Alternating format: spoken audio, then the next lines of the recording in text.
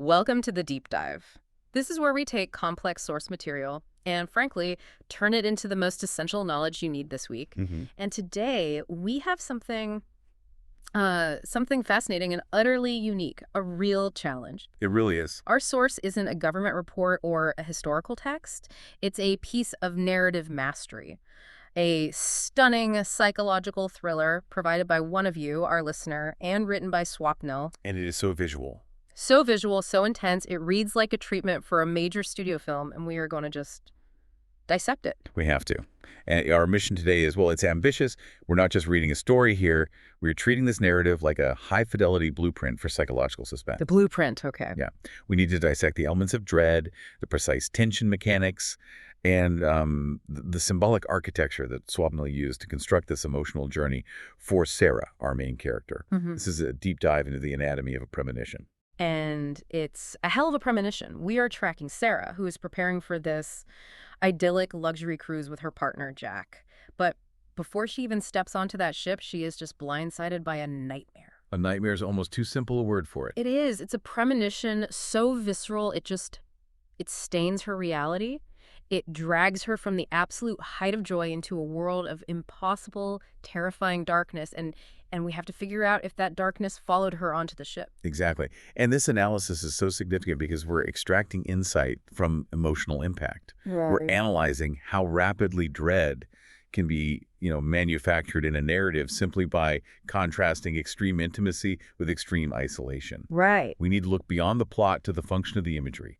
This narrative from Swapnil is a study in finding those nuggets of knowledge hidden within high-tension storytelling itself. Okay, let's unpack this then. Yeah. Because from golden sunshine and the intimate details of Jack's face to an impossibly black cabin on an alien island, this story just pulls us in immediately. It demands that we pay attention to every single detail. Every single one. We have to understand the mechanics that make this dread so palpable. Let's do it. So let's start where all great psychological thrillers have to start. Right. In absolute security. In a safe space. Yeah. Exactly. And Swapnil sets the stage with such rich sensory warmth. It grounds us instantly in what should be perfect safety. We get this seemingly ordinary day at sea. Why is the construction of this initial bliss so fundamentally crucial? I mean, why not just start with the tension? Well, it's the essential foundation for any profound psychological fall. The higher you build that emotional baseline, The harder the drop? exactly, the more catastrophic the descent is going to feel. If Sarah and Jack were merely, content, the storm would just be bad weather. But here, we feel the sun's golden rays danced on the gentle waves, creating shimmering patterns. It's so vivid. It's a sensory feast that just screams pure, unrestrained joy. The whole atmosphere is one of effortless luxury, carried along by the salty breeze and the sounds of laughter. They chose this moment, this escape, and that choice. It just heightens the tragedy of what comes next. And the power of that shared reality, that bubble they're in, it's distilled into these tiny, specific details of intimacy. I think that's what great writers do to create an immediate connection with the reader. Yes. We get Jack's excitement, his eyes twinkling, and then that incredibly specific detail Sarah adores, the freckles on his nose. Let's pause on that. The freckles. Yeah, why is that detail, the freckles, so important to the narrative structure of vulnerability here? Because terror. Yeah. It only works when it threatens something specific and cherished. If Jack were just described as handsome or her loving partner, the threat of separation is generic. It's an archetype. It's an archetype, exactly. But by focusing on the freckles, an intimate, unique, slightly imperfect detail that Sarah cherishes, it encapsulates their entire private world. It makes their happiness feel real, palpable, and, well, incredibly fragile. So when the world collapses, it's not just a ship sinking, it's the threat of losing that specific, irreplaceable image of Jack. It maximizes the emotional stakes instantly.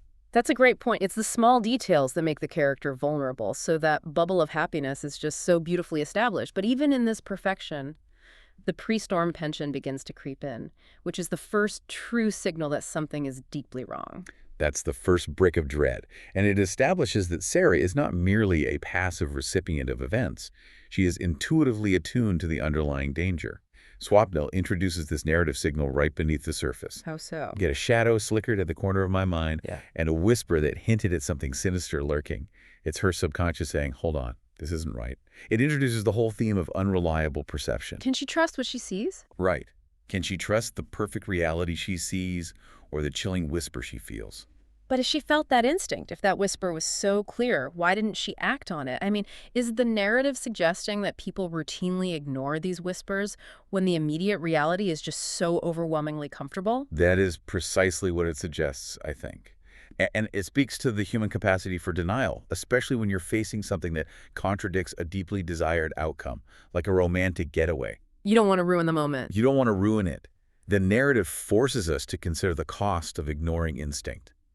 Is this whisper an actual premonition, or is it just Sarah's underlying anxiety, knowing that such perfection can't possibly last? The genius of Swapnil's writing here is that he immediately validates that instinct. How does he do that? How does the external world validate her internal dread? By personifying the environment, it's not just calm water. The text describes the horizon as holding its breath, preparing for something darker. This technique is critical in cinematic thrillers. It suggests the world is sentient and aware of the coming catastrophe. The setting is actively participating in the foreshadowing. It tells the reader, trust Sarah's internal state because the very world around her confirms it's correct. This is high-level narrative alignment. So the internal feeling and the external world, they align right before the shock. And when the storm hits, it's not gradual at all. It is a cinematic, violent shock. The shift from golden rays to wine that howled with a ferocious intensity is just instant. How does that abruptness maximize the terror? It denies the character, and by extension the reader, any time to adjust or prepare psychologically. The weather event transforms from a natural phenomenon into a monster. A monster. Think about the auditory assault Swapnil uses. Thunder rumbles like the roar of 1,000 beasts. It's no longer just sound, it's a terrifying primal threat. And the lightning. It doesn't just momentarily illuminate the deck, it flashes and reveals the terror on the faces of those around me. So it turns a private fear into a public one. It turns it into a chaotic, communal panic. The suddenness ensures maximum disorientation. You have no time to think, only to react. It sounds like all the sensory details are working together in concert to create this feeling of absolute comprehensive helplessness. They absolutely are. It's a sensory overload. We have the feeling of cold rain lashing down, the taste of salt in the air, the sound of the roar, and the visual of the deck pitching wildly. The poor vessel is being battered waves, rocking it violently as if the sea itself sought to swallow us whole. See, that's that personification again. Exactly. This shifts the narrative from a natural disaster to a targeted attack. The ocean is not merely turbulent, it is actively sentiently hostile.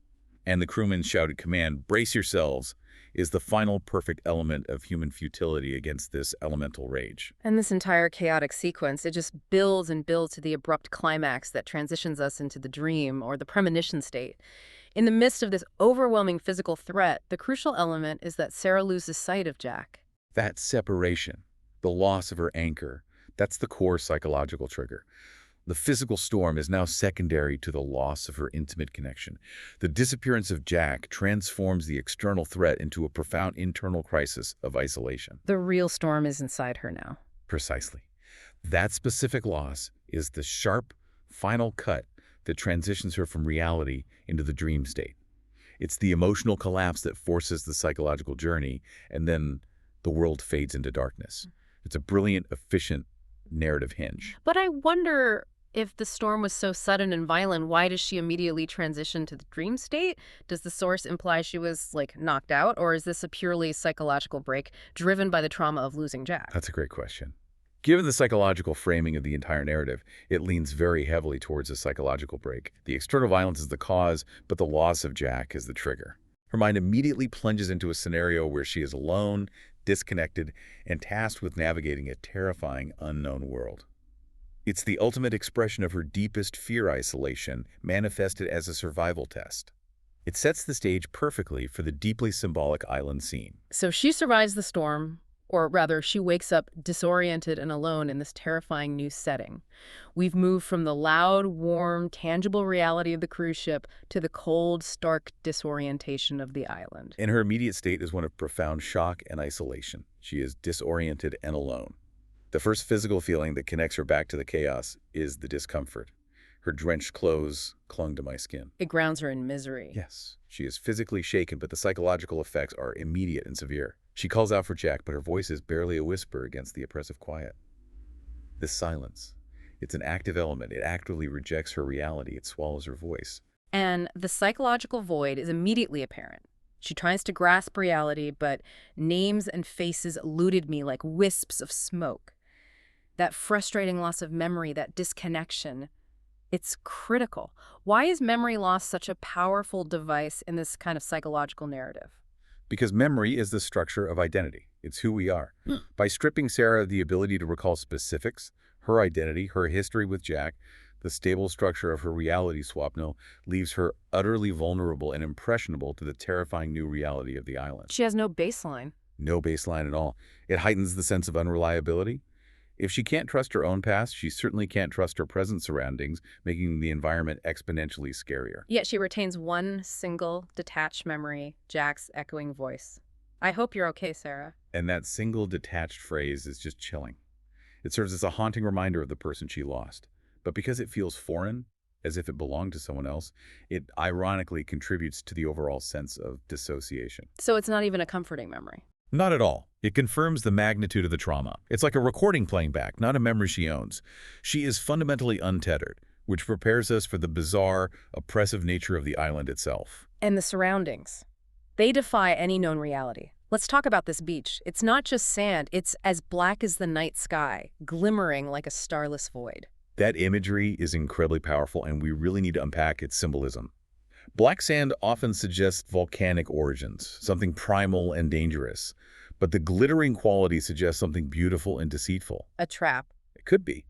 But the starless void is the crucial phrase. If the universe and hope are represented by stars, this sand is a mirror of anti-creation. It mirrors Sarah's sudden emotional emptiness and existential crisis following her memory loss. It's absolute emptiness masquerading as a beautiful, dangerous mirror. And the atmosphere just compounds this dread, a thick, almost suffocating stillness pressing in on me like a physical weight. This island isn't a passive netting. It is actively oppressive and hostile. It shifts from landscape to antagonist. The stillness is palpable. It's a silence so deep it feels like an absence of air. This is the island's way of asserting dominance. You cannot make noise here. You must submit to the dread. This oppressive atmosphere is what forces Sarah toward the forest, the only apparent direction to go. But the real shock comes with the forest entrance. This is where the colors absolutely explode, making it a surreal landscape that shouldn't have existed in this world. We are talking vibrant, unnatural hues. Pink, purple, neon, yellow, and green. This is a masterstroke. The choice of these unnatural, almost artificial colors is a narrative signal that this place operates by different twisted laws. Natural threats are usually camouflaged or darkly colored. Earth tones, greens, browns. Yeah. These neon hues tell us this is not a physical threat. It's an otherworldly psychological one. It's a visual representation of pure, unadulterated chaos, perhaps reflecting the hyperstimulation or manic energy of a deeply traumatized mind. So these are not welcoming colors, they're unsettling colors. They're too bright, too artificial, suggesting instability. Precisely. They create cognitive dissonance. The beauty should attract, but the unnatural intensity repels. The final detail here, the trees having translucent trunks glimmering, adds to that feeling of ephemerality. The environment feels structurally unstable, like it could melt or vanish at any second. It's all wrong. It's all wrong, and it reinforces her unreliable reality. This is the writer, Swapnil, using high-contrast, illogical detail to maximize the unsettling nature of the scene. And despite the immediate, obvious warnings, the black void of the sand, the suffocating air, the toxic colors, Sarah feels compelled, drawn in like a moth to a flame. This compulsion is key to the psychological thriller aspect. She knows she shouldn't, but she must. That attraction overrides instinct, and that is a classic thriller trope, curiosity overriding self-preservation. But psychologically, it's the soul's desperate search for meaning in chaos. She lost Jack, she lost her memory. The island has presented a puzzle, and her only path forward, ironically, is to solve the puzzle, even if it leads to greater danger. She's seeking the truth behind the storm. And as she follows this compulsion, the internal warnings amplify into physical dread. She feels the prickling sensation crawling up my spine. That's the moment the subconscious switches from a gentle whisper to a painful physical alarm. The island is actively fighting her intrusion. She feels the presence of others, not seeing them, but hearing unspoken whispers urging me to turn back. Wow. This suggests that the environment itself, Or perhaps her deeper primal survival mechanism is fighting the curiosity that overrides logic. It's the ultimate internal struggle before the external confrontation. It's interesting that the external environment, which is terrifying, is also in a way trying to protect her. The whispers tell her to turn back, implying there's something worse further ahead. That duality is powerful. The island is hostile, but its deeper core holds an even more profound, perhaps inescapable threat. The forest is a warning mechanism, a buffer zone before the ultimate destination. And Sarah ignores the buffer, propelled by the need to find resolution, or maybe to find Jack. So Sarah moves deeper into this bizarre woodland, ignoring the physical warnings, and the psychological tension starts turning into paranoia. She tries to break the silence, calling out, "Hello, is anyone there?" But the silence just deepens, creating a palpable tension. The silence becomes an active aggressive force here. The environment is the antagonist. The rustling leaves and snapping twigs are not just background noise. They are cues that suggest the very trees themselves were alive, observing my every move. Chilling. It heightens the sense of being hunted or watched, reinforcing that primal warning that this place harbored a darkness beyond comprehension. The narrative takes its time before the reveal, maximizing the suspense through ambiguity. Is it real, or was the forest playing tricks on me? But then the sound of footsteps is unmistakable. She shouts, "Show yourself!" Her voice is tight with apprehension, a blend of fear and desperate defiance. And when the figure finally appears, the description is just. It's incredibly layered. It starts as merely a shadow, a rolling cloud of darkness in the distance. So not a person at first.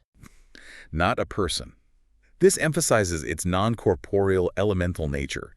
It's an embodiment of the darkness she felt lurking on the ship. Only as she inches closer does it slowly take the form of a human, tall and imposing. And her initial reaction is a rational attempt to ground the experience. He must be another survivor. That's Sarah trying to drag reality back into the dream.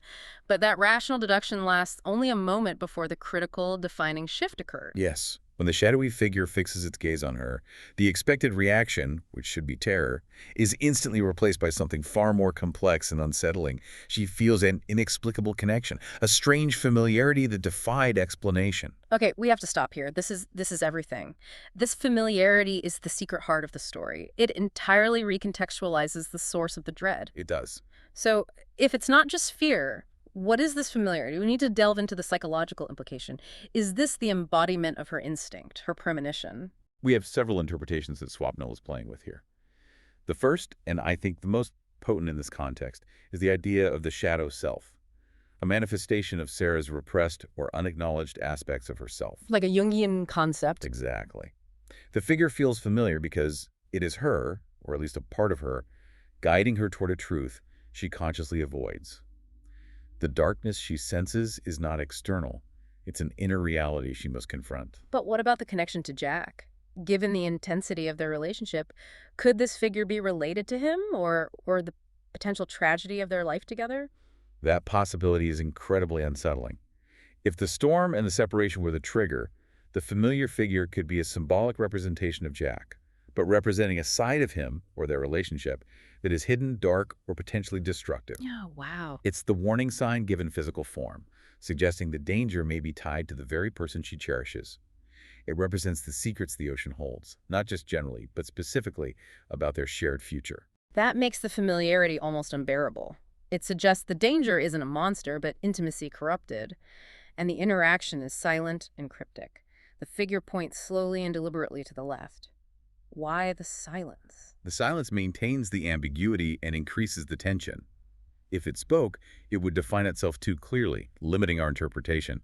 By pointing, it acts as a silent, unquestionable director. He gives a clear, deliberate directive, forcing Sarah to follow without understanding the why. The command. It's a nonverbal instruction driven by necessity or perhaps destiny. She must trust the familiar darkness to lead her forward. And then, without any explanation, it just dissolves, vanishing into the ether. Why the quick vanishing act? This function was completed. It was a catalyst. It brought her from the general environment to the specific path. It cannot walk the path for her. It's a guide, not a companion. Exactly. The vanishing confirms its ambiguous nature. It is not a physical survivor, but an apparition or a guide. Sarah's immediate pleas, "Wait, come back," go unheard, reinforcing her isolation and the fact that she now has no other option but to follow. She is entirely dependent on this brief, terrifying instruction. So the guide figure has performed its purpose, delivering Sarah to the threshold of the deep secret. Now she has to walk the final path, propelled only by a desperate hope and that sense of strange familiarity. Exactly. The figure is gone, but its instructions remain. It has given her direction, and now the challenge is purely internal. Yeah. Does she dare to follow the instruction given by her own manifest dread? Following the shadowy figure's direction takes Sarah on a profound narrative descent. The sense of foreboding grows stronger, a palpable force warning me to turn back. I mean, the forest is practically begging her to stop. And yet her compulsion is stronger than the environment's warning. She presses on, driven by a curiosity that overrode my instincts for self-preservation. This is the classic fatal flaw of the thriller protagonist. The character knows the danger, but the need to understand the mystery is overwhelming. Psychologically, she is seeking the resolution to the trauma of the storm and the loss of Jack. She needs to know what it all meant. And as her resolution wavers, the forest literally transforms around her, mirroring her psychological journey. The vibrant, chaotic colors that initially shocked us now give way to darker shades of red and brown. The environment is metabolizing the dread. The initial shock of the neon has worn off, giving way to deeper, more ominous tones. The ethereal quality is replaced by weight. The previously translucent ethereal plants become cloudy and ominous. The landscape is literally darkening, reflecting the descent into a deeper, more primal fear. Swapnil is visually representing her increasing despair. And the silence, which was already intense, now becomes the loudest element in the scene. The silence grows deafening, a tangible presence. That deafening silence is crucial, because it's the complete retreat of external noise, leaving Sarah alone with the noise in her own head, the anxiety, the dread, the questions. It's the maximum point of sensory pressure, right before the ultimate reveal. The atmosphere itself is actively suffocating her, increasing the psychological pressure before the final confrontation. The shadowy figure, performs its final action, disappearing behind a massive tree, leaving behind a faint path, barely visible amidst the encroaching gloom. This really is the point of no return. The guide has fulfilled its promise by bringing her to the threshold. Now she must choose to walk the final stretch alone. The dread intensifies to a primal instinct urging me to turn back. But that unseen force, as it's described, compels her forward. Right. And the final landscape transition completes its psychological function. The trees shrink, and the remaining few colors are replaced by an all-encompassing blackness. The world has narrowed down to a single terrifying hue. The absence of life is now the defining feature. This transition from vibrant chaos to absolute blackness is a powerful metaphor for the narrowing of options and the imminent confrontation with pure existential dread. It's the visual climax of her isolation. The blackness is the realization that she is utterly alone. And finally, the clearing. In the center stands the final destination, the cabin. It is described with stark, absolute terminology, impossibly black and devoid of any sign of life. The cabin is the physical manifestation of the ultimate fear the dream has been guiding her toward. It is the ultimate secret. The blackness of the cabin is absolute, suggesting finality, death, or perhaps the complete dissolution of her secure reality. Every fiber of Sarah's being is screaming a warning, but the journey demands completion. She has been compelled by destiny to reach this point. And as she reaches for the door handle, the moment of ultimate confrontation and revelation, a sense of finality washed over me. And that's where Swapnil cuts the scene. The dream ends as abruptly as the storm began, right on the threshold of the deepest secret. It's perfect cinematic timing, leaving the mystery unresolved. But why is it so important for the dream to end before she opens the door? Because the moment before the door opens is always, always scarier than what's behind it. The anticipation. Yes, the unknown. If she entered, the nightmare would resolve into a specific, potentially manageable fear. A body, a letter, a mirror. By cutting at the moment of peak tension, the fear remains generalized, abstract, and thus transportable back into reality. The unresolved terror is what follows her onto the cruise ship, ensuring the premonition is not forgotten. The jump back to reality is just a harsh, jarring shock. We leap from the suffocating, all-encompassing silence of the black cabin to the domestic, practical, and highly reassuring sound of Jack's voice. Are you ready? It's time for us to leave. The contrast is deliberately brutal. Sarah is disoriented and drenched in a cold sweat. Her physical state betrays the severity of the dream, confirming it was not just a passing thought. The remnants of that otherworldly dread are clinging to me like a shroud. A shroud, that's a powerful word. It is. It emphasizes that the darkness she encountered on the island has now physically attached itself to her reality. She cannot shake the feeling of the black sand or the neon trees. And this immediately raises the core question that will haunt the rest of the narrative. Was it merely a figment of my imagination or a harbinger of something far more sinister? The vacation that was meant to be an escape is now completely overshadowed by disaster. And the power of the premonition is that it immediately reframes her entire reality. As they board the ship, the actual reality is luxurious. Radiant rays, glistening waves, and laughter of excited passengers. Everything is perfect again. Externally, yes. The environment is trying to banish the nightmare, but Sarah recognizes that it's only dissipating like a wisp of smoke. The small voice remains, reminding her that dreams could sometimes be warnings. For days, she tries to suppress the dread by losing herself in the luxury, the whirlwind of activities and indulgences. She is actively engaging in denial, trying to force the pleasant reality to overpower the internal truth. That suppression is key. It's the attempt to outrun the internal truth by focusing on external stimuli. But, as Swapnil shows, the suppressed elements refuse to stay hidden. The haunting imagery, the black sand, the neon forest, they crept back into my thoughts at unexpected moments. So they're like intrusive thoughts. Exactly, casting shadows over the joy she desperately sought. The unease is not gone, it is simmering. She is living two realities simultaneously, the happy vacationer and the haunted survivor. And the boiling point is the confession. The environment is crucial here. The confession takes place on the deck at sunset, casting a vibrant array of colors across the sky, a romantic, soft contrast to the terrifying blackness of her dream. It's a moment of profound vulnerability where she tries to share her truth with Jack. She recounts the details. The island, the forest, the shadowy figure. She concludes, "It was like a warning. Like something was waiting for us." She is desperately seeking external validation for her internal terror. She needs Jack to share the weight of the premonition to recognize the threat. And Jack's response is the classic, comforting, yet entirely dismissive reaction that is guaranteed to increase tension in a thriller. He rationalizes it immediately. "It sounds like a nightmare. Don't worry, Sarah. We're safe here. It's just the excitement getting to you." This is a critical psychological failing. Jack is trying to be loving, but he is fundamentally dismissing the content of her fear. He validates her emotion. Yes, it was a nightmare, but he dismisses the fact that it holds predictive power. He's patting her on the head, essentially. He is. He is attempting to restore their secure bubble through denial, refusing to engage with the possibility that their beautiful, secure world is fragile. This denial is what locks Sarah into her role as the sole bearer of this dangerous knowledge. That's the real tragic turn. His reassurance fails to soothe her, and in fact, it reinforces her isolation because now she knows she carries this terrifying truth alone. The conversation ends with Sarah unable to shake the feeling that the darkness was far closer than we realize. And this is where the narrative structure ensures the maximum impact. Jack's denial is the narrative mechanism that prevents escape. By dismissing her fear, he ensures they remain aboard the ship, which is the exact setting of the premonition's catalyst. Oh, man. The core mystery is now solidified. Is her persistent sense of dread merely the power of suggestion caused by the vivid dream, or were the whispers of the darkness more than just a nightmare? The ultimate conclusion that cements this feeling of impending doom is that final line from the source material. The ocean had secrets of its own, and those secrets I feared were just beginning to surface. The ocean, which was meant to be their escape, has now been designated as the silent, hostile keeper of her dream's terrifying reality. It creates a perfect loop of terror.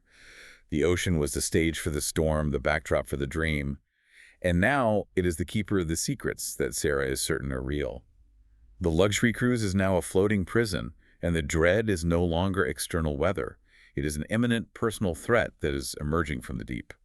We have spent this deep dive dissecting the masterful cinematic structure that Swapnil built, from the absolute intimacy of Jack's freckles to the shocking, chaotic color palette of the neon forest, and the profound, familiar connection with that shadowy guide. We've tracked Sarah's journey from a physical storm to a psychological prison, only to find the prison followed her right onto the cruise ship. And if we zoom out to the bigger picture, the most profound insight Swapnil provides is how premonition serves to externalize inner conflict. The familiar nature of the shadowy guide. Yeah. That's the core unsettling element. It's the key. It is. It suggests that the imminent danger is not a random act of fate, but something intrinsically tied to Sarah's life, her choices, or her relationship with Jack. The island was merely a reflection of the unacknowledged darkness she was carrying onto the ship. The boundary between dream and reality is not just thin, it is dissolving. And that dissolving boundary is exactly where the anxiety lies. Jack tried to comfort her by telling her she was safe, but Sarah felt the shroud of the dream clinging to her. This raises an important question for you, the listener. If you experienced a dream that vividly contradicted your current luxurious, safe reality, and that dream then started mirroring your feelings and surroundings, that sense of a tangible, oppressive silence or the fear of a separation, would you abandon the comfort of your reality or trust the terrible truth of your instinct? And think about the mechanism of curiosity versus self-preservation. Sarah was explicitly drawn forward on the island by an unseen force. When she reached that black cabin, she was compelled to touch the handle, despite every fiber of her being screaming a warning. She needed to know what the darkness contained. That leads to our final thought for you to mull over. Swapnil shows us a character driven by a fatal curiosity. When confronting an ultimate secret, when everything screams turn back, when do we confuse the intellectual need for closure with the unavoidable path of destiny? That's the real deep dive Swapnil leaves us with. What secrets are you willing to open the door to?